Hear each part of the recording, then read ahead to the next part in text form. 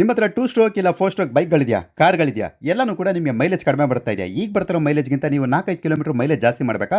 Minimum ₹400 ಖರ್ಚು ಮಾಡಿದ್ರೆ ಸಾಕು, ನಿಮಗೆ ಮೈಲೇಜ್ ಜಾಸ್ತಿ ಆಗುತ್ತೆ. ಸರ್ ನಿಮ್ ಗಾಡಿ ಹಳೇದಾಗಿದೆಯಾ, ಹೊಸ ಗಾಡಿ ತರ ಪರ್ಫಾರ್ಮೆನ್ಸ್ ಬೇಕಾ? ಬನ್ನಿ ಸರ್, ಡಿಕಾರ್ಬನೈಸೇಷನ್ ಮಾಡಿಸ್ಕೊಳ್ಳಿ, ಹೊಸ ಗಾಡಿ ತರ ಪರ್ಫಾರ್ಮೆನ್ಸ್ ತಗೊಳ್ಳಿ. ಪಿಕಪ್ ಮೈಲೇಜ್ ಇಂಪ್ರೂವ್ಮೆಂಟ್ ಆಗುತ್ತೆ. ಅದ್ದೂರಿಯ ಗಾಡಿನ ಇನ್ನೊಂದ್ಸರಿ ಮಾರಬಾರ್ದು ಅನ್ಸುತ್ತೆ. ಯಾರೋ ಹುಡುಗ ಬಂದ ಕಣಪ್ಪ ನನಗೆ ಮಾಡ್ಕೊಟ್ಟ ಡಿಕಾರ್ಬನೈಸೇಷನ್, ಮನೆ ಹತ್ರನೇ ಬಂದು ಮಾಡ್ಕೊಟ್ಟ, ಸಕದ ಮಾಡ್ಕೊಟ್ಟ ಅನ್ನೋ ತರ ಫೀಲ್ ಬರಬೇಕು. ಆ ತರ ಡಿಕಾರ್ಬನೈಸೇಷನ್ ನಾವು ಮಾಡ್ಕೊಡ್ತೀವಿ ಸರ್. ಅಪ್ ಟು 100cc ಇಂದ 10,000cc ವರೆಗೂ ಎಲ್ಲ ಗಾಡಿಗಳಿಗೂ ನಾವು ಡಿಕಾರ್ಬನೈಸೇಷನ್ ಮಾಡ್ಕೊಡ್ತೀವಿ. ಸೊ ಪೆಟ್ರೋಲ್ ಪ್ಲಸ್ CNG ಜೊತೆಗೆ ಡೀಸೆಲ್ ಈ ಎಲ್ಲಾ ಗಾಡಿಗಳನ್ನೂ ನೀವು ಮಾಡಿಸ್ಕೋಬಹುದು. ಇದು ಬರೀ ಕಾರ್ಗೆ ಮಾಡಿಸ್ಬೇಕು ಅಂತ ಏನಿಲ್ಲ. ಟ್ರಕ್ಸು, ಬಸ್ಸು, JCB ಮತ್ತೆ 2 ವೀಲರ್ಸು ಎಲ್ಲ ವೆಹಿಕಲ್ಸು ಮಾಡಿಸ್ಕೊಂಡ್ರೆ ತುಂಬಾ ಚೆನ್ನಾಗಿರುತ್ತೆ ಸರ್. ಇದೆ ಸರ್ ನಮ್ಮ ಗಾಡಿ. ಈ ಗಾಡಿಲೇ ನಾವು ಬಂದ್ಬಿಟ್ಟು ನಿಮಗೆ ಡಿಕಾರ್ಬನೈಸೇಷನ್ ಮಾಡ್ಕೊಡೋದು. ನೀವಿರೋ ಪ್ಲೇಸ್ಗೆ ನಾವು ಬಂದ್ಬಿಟ್ಟು ಡಿಕಾರ್ಬನೈಸೇಷನ್ ಮಾಡ್ಕೊಡ್ತೀವಿ.